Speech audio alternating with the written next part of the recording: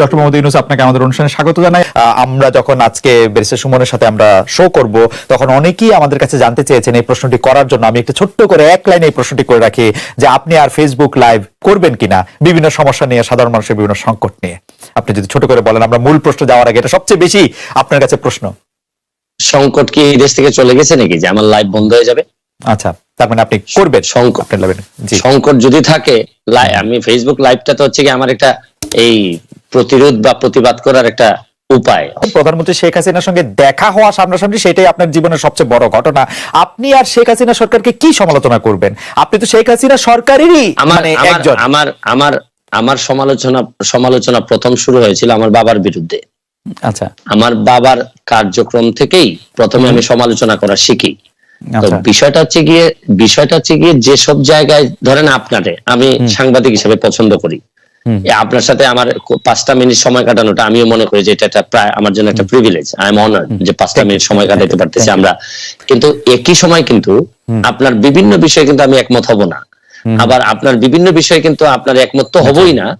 মানে বিনয়ের সাথে আমি আপনার সাথে চরমভাবে বিরোধিতা করব। আমি কিন্তু বিষয়টা কিন্তু এরকম যে আমি হয়তো আপনার পক্ষে না, আপনার সাথে একমত না, কিন্তু আপনি যাতে আপনার পক্ষ কথা বলতে পারেন, এটার স্বাধীনতা আমি স্বাধীনতা বিশ্বাস করি। সুতরাং এখানে বুঝতে হবে যে জননেত্রী শেখ হাসিনা সরকার প্রধানের সাথে সাথে উনি বঙ্গবন্ধু কন্যা। বঙ্গবন্ধু কন্যা জাতির জনকের কন্যা। উনার সাথে কিন্তু ওনার কয়েকটা আইডেন্টিটি আছে, আপনারা হয়তো অনেকে একসাথে করে ফেলেন। আমার কাছে কিন্তু দেখেন, আমি কিন্তু এই এমপি হওয়ার আগেই বাংলাদেশ আওয়ামী লীগের প্রচার সম্পাদক যিনি বর্তমানে, তার বিরুদ্ধে মামলা হয়ে বাদী হয়ে কিন্তু আমি মামলা করেছি। সুতরাং আমি আওয়ামী লীগ করি, আওয়ামী লীগকে বঙ্গবন্ধুর আদর্শকে ধারণ করি, বহন করি, কিন্তু যেসব জায়গায় আমার সমালোচনা করার, যেসব জায়গায় আমার প্রতিবাদ করার, এই জায়গায় তো আমি বন্ধ হয় নাই বা আমি কখনো আটকে থাকি নাই, বা চেষ্টা করছি, আমি যতটুকু পারছি আমি চেষ্টা করছি। এইখানে বঙ্গবন্ধু কন্যার সাথে দেখা করতে পারাটা আমার জন্য একটা সম্মানের। এইখানে আপনারা মিলাই ফেলবেন না, কিন্তু উনি সরকার প্রধান যখন হবেন তখন সরকারের দায় যতটুকু থাকবে, যতটুকু ওনার নেয়ার বিষয় আছে, এখানে আমি হয়তো ওনাকে বলবো যে মাননীয় নেত্রী, এখানে আমার মনে হয় কাজ করার সুযোগ আছে। আমার হয়তো বলার এখানে একটা জিনিস হয়েছে কি, এবার সংসদে আপনি কখনো কোনো খারাপ ভাষা হয়তো শুনবেন না, বকাবকি শুনবেন না, গালাগালি শুনবেন না। এবারে সংসদ হবে ভদ্রলোকের সংসদ। এখানে আপনি দেখবেন কিন্তু বিরোধিতা কি হবে, মানে আপনি মনে করছেন চরম বিরোধিতা হবে। আপনি তো অরিজিনালি নৌকা, মানে আপনি নিজেও নিজের বলেন, এমনিও বলেন। না, এইখানেই প্রবলেমটা হচ্ছে গিয়ে আমি বঙ্গবন্ধুর আদর্শকে ধারণ করি, এবং আদর্শকে ধারণ করা মানে কি, মানে হচ্ছে গিয়ে উনার যে আদর্শটা আছে, এইটা আমাদের একটা কনস্টিটিউশনের মতো, যে হাইকোর্ট কিন্তু কনস্টিটিউশনকে মানে, কিন্তু যখনই কনস্টিটিউশন ভায়োলেট করার বিষয় আসে তখন কিন্তু হাইকোর্ট একটা রুল দিয়ে দেয়। তো বিষয়টা হচ্ছে গিয়ে যে আমার এই জায়গাটা ঠিক রেখে আমার দেশটাকে বাঁচানোর জন্য, দেশটাকে ভালো করার জন্য আমার যে সব জায়গায় নক করতে হবে, এইসব জায়গায় আমি স্বতন্ত্র হিসেবে আমার তো আরো স্কোপ আরো বেড়ে গেল। রাইট। বঙ্গবন্ধুর আদর্শের কোষ্ঠী পাথরে এই বিরোধী দলের নেতা নেত্রীদের জেলে রেখে ইলেকশন করাটা কেমন আসলে? সাইদুল হক, আমি আপনার কাছ থেকে জানতে চাইবো যে সত্যি সরকার চায়, এবং একটি ফর্মুলা এসছে যে আমরা আসলে, আমি বারবার এই ফর্মুলাটি আসলে সরকার যারা সমর্থক, সাংবাদিক, বুদ্ধিজীবী, তাদের কাছে শুনছি যে বাংলাদেশে নাকি দেখতে হবে এরকম একটি ছাকনি দিয়ে যে কারা আসলে স্বাধীনতার সপক্ষের শক্তি, কারা স্বাধীনতার সপক্ষের শক্তি দুই, তারাই আসলে সরকারি দল বা বিরোধী দল থাকবে, বাকিরা সব বাদ পড়ে যাবে। এইটি সম্পর্কে আপনার একটু মতামত জানতে চাইবো। আমি মতামত জানতে চাইবো যে সরকার কি সত্যি সব দলকে জাতীয় দল হিসেবে দেখতে চায় কিনা, আপনি এটি কি মনে করেন? আরেকটি প্রশ্ন করব যে আমি দেখলাম যে আওয়ামী লীগ সভানেত্রী যাদেরকে নমিনেশন দিয়েছেন তাদের মধ্যে অন্তত 60 জনের বেশি লোক হেরেছেন, 70 জনের মতো হেরেছেন।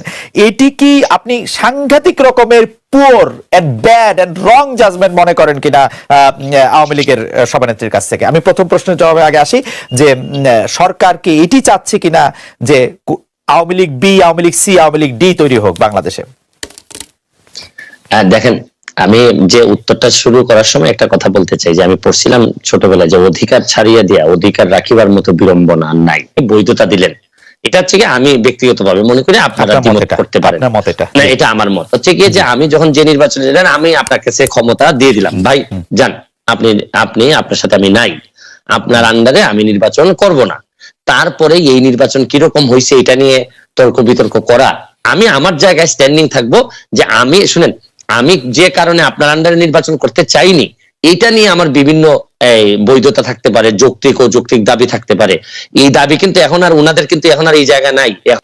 যেমন ধরেন আমি স্বতন্ত্র, কিন্তু স্বতন্ত্র হইলো দুইটা জায়গায় আমার, আপনি আমাকে আনকম্প্রোমাইজিং। একটা হচ্ছে গিয়ে যে আমি বঙ্গবন্ধুকে ধারণ করি, বঙ্গবন্ধুকে বহন করি।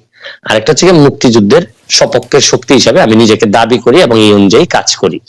এই জায়গাটাকে আপনি যদি বলেন যে এই জায়গা যেহেতু আপনি মানেন, তাহলে আপনি বি টিম, তাইলে আমি সম্মানের সাথে আপনার সাথে দ্বিমত করতে চাই। আমার প্রশ্ন হচ্ছে গিয়ে যে বাংলাদেশে এই দুইটা জিনিস না মানার পরে আমার কাছে মনে হয় যে এটা খুবই হতাশাজনক। আপনার সাথে আমার আর বক্তব্য চলে না।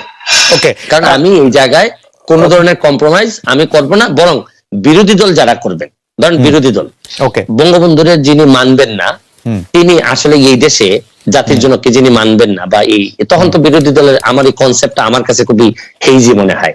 ছোট ছোট কয়েকটা প্রশ্ন করতে পারি। এক নম্বর প্রশ্ন হচ্ছে, আপনি ছোটই করবেন, আমি জানি আপনি ছোটই করবেন, আমি জানি এই ব্যাপারে আমার অভিজ্ঞতা আছে। জি, আপনি কি মনে করেন কিনা এই সরকার গত 15 বছর ধরে, গত 5 বছর ধরে বঙ্গবন্ধুর আদর্শ ধারণ করে? বঙ্গবন্ধুর আদর্শ ধারণ করা মানে কি, মানে আওয়ামী লীগের বিরুদ্ধে যেসব অভিযোগ, আমি খালি আর্থিক অভিযোগগুলি আপনাকে শুধু মনে করে দিতে চাই। আমি শুধু মনে করে দিতে চাই আওয়ামী লীগের সরকাররা কিরকম, আওয়ামী লীগের সরকারে যারা ছিল তারা কিরকম আঙ্গুল ফুলে কলা গাছ হয়েছে, সেটা আমি শুধু এখানে আমি উত্তর দিচ্ছি আপনাকে। আমি এই জায়গাতেই থাকতে চাই। আপনি মুক্তিযুদ্ধের চেতনা বলতে আপনি মনে করেন যে এই জায়গায় থাকতে চাই, ভোট হবে হচ্ছে আমরা এই জায়গায় থাকতে চাই। জি, আমি এই জায়গায় থাকতে চাই, এই জায়গায় থাকতে চাই। বলেন। এই যে দুর্নীতি, জি, দুর্নীতি হচ্ছে গিয়ে শরীরটার মধ্যে নিজের শরীরে ক্যান্সার হওয়ার মতো। যে জায়গাটাতে ক্যান্সার হবে এই জায়গাটা কেটে ফেলতে হবে। এখন আপনি এইসব বিষয়ে আমি সারা দিন আপনার সাথে আলোচনা করতে রাজি। বঙ্গবন্ধুর চেতনা, বঙ্গবন্ধুর আদর্শ মানে একই সাথে আপনি এই কথা বলে আপনি দুর্নীতি করতে পারবেন না। এই দুর্নীতি যেদিন আপনি করবেন তখন আপনার এই জায়গাটাকে আপনি আসলে রীতিমতো আপনি এই জায়গাটাকে নষ্ট করে দিলেন। এই ব্যাপারে আপনার সাথে আমার কোনো দ্বিমত নাই। ধরেন আপনি দুর্নীতি বলেন, সন্ত্রাস বলেন, মাদক বলেন, এইগুলা তো আলটিমেটলি আমাদের যেভাবে কনস্টিটিউশনের বাইরে যায়, বঙ্গবন্ধুর আদর্শের বাইরে যায়। এই ব্যাপারে আমি কিন্তু আপনার সাথে কোনোভাবেই দ্বিমত করব না। এবং এই কারণেই আমার যে ব্যারিস্টার সুমন হয়ে ওঠার যে গল্প, এখানে কিন্তু দেখেন আমার আওয়ামী লীগ করেও আওয়ামী লীগের প্রচার সম্পাদকের বিরুদ্ধে আমি মামলায় বাদী। আমি আওয়ামী লীগ করেও আমি যতজন মন্ত্রীর বিরুদ্ধে আমি কথা বলছি সবই হচ্ছে গিয়ে দুর্নীতি সংক্রান্ত বিষয় নিয়ে আমি কথা বলছি। আমি বলছি যে এটা কোনোভাবেই বঙ্গবন্ধুর আদর্শ হইতে পারে না।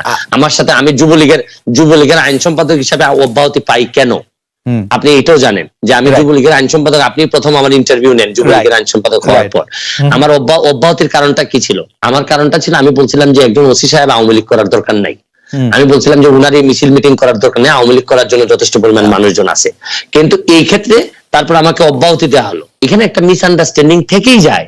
আমি বলছি বাংলাদেশের হয়েছে কি, আপনি বাংলাদেশের আদর্শ, রাষ্ট্র, সরকার প্রধান, দলীয় প্রধান, এগুলার মানুষ এমন ভাবে গুলাই ফেলে যে এখন আমরা এক জায়গায় নিয়ে কথা বলতে পছন্দ করি। আসলে কিন্তু আমি সরাসরি প্রশ্ন করি, শেখ হাসিনা বঙ্গবন্ধুর আদর্শ ধারণ করেন বলে আপনি মনে করেন কিনা? অবশ্যই। আর মুক্তিযুদ্ধের চেতনার মধ্যে আপনি বলে রাখছেন, আপনি আমাদেরকে বলছেন, অনেক দর্শক আমাদেরকে দেখছেন, আপনারা শুনলে আসলে দর্শকরা 46,000 দর্শক একসঙ্গে লাইভ দেখছেন ইউটিউব এডিটে, বড় নাম্বার।